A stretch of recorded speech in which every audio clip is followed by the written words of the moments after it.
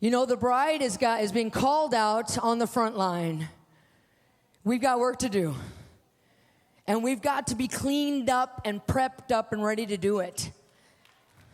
The problem is we have let ourselves become chronically offended. We are offended at everything. We're offended at our spouses for the way they talk to us, offended at our children for the stuff that they're doing and the way they talk to us. We're offended at family members. When there's a family reunion, how many of you sneak off with a couple people into another room and start talking about everybody else? Come on, is it true? Raise your hand.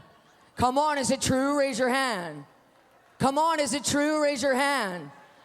Come on, is it true? Raise your hand. Come on. Because we've let ourselves become offended at everything and everybody. We're offended at strangers. We're offended at the guy that cut us off in the car next to us. We're offended at a restaurant when they don't seat us fast enough. We're offended at the waitress if she doesn't bring us our food or if it's too cold or something else. We're offended at everything.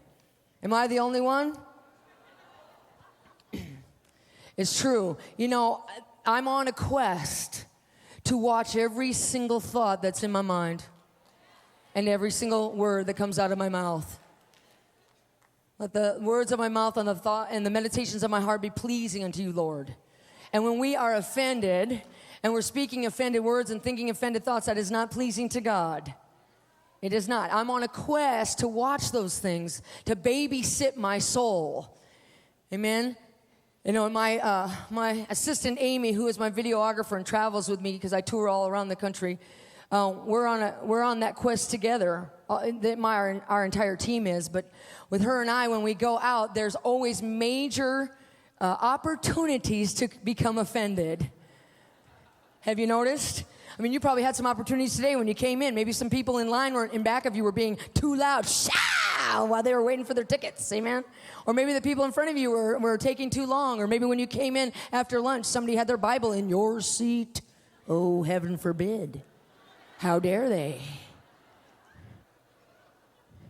But when Amy and I go out, we're in the airport and in the airplane like a lot. And I'm telling you what, at the airport, you have like this constant availability to be completely offended. I mean, TSA alone could make you lose your Christianity. Since 9/11, man, it's like you either have to go through the x-ray machine, which I have to fight not being offended about people seeing me in the x-ray machine. You know, the x-ray machine is the reason why our mothers used to say to us stuff like, "Are you going out today? Well, if you are, you need to wear clean underwear." You know, it's because of the x-ray machine at TSA. And if you happen to get in the good line where you don't have to go through the x-ray machine, you have to go through the metal detector. It seems like no matter if you strip all the metal off or not, that you somehow set the machine off. Your zipper on your pants or something sets the machine off. The problem is when you do that, then they're now alerted to your presence. And I'm telling you what, I spent my life being offended. On the streets, I was offended at everybody. And I'm done with it now. I'm done. But I still have to fight it. Just because I've made up my mind that I'm done with it doesn't mean I don't have to fight it. I mean, when I have to go through the metal detector at the airport and it beeps and now they're alerted to my presence and then they grab me and they say, "I'm sorry, excuse me, ma'am, but you need to come over here so we can pat you down." Okay, look, I did time in federal prison for 5 years. I never want to hear the words "pat you down" again.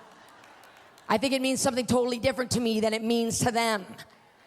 So as soon as they say that, my flesh, goes, and you want to get offended and say something like, "Touch me and die."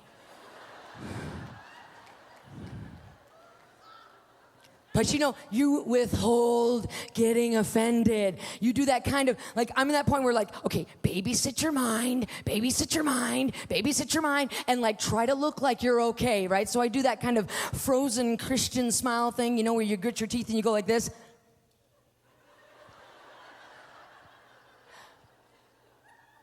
No problem.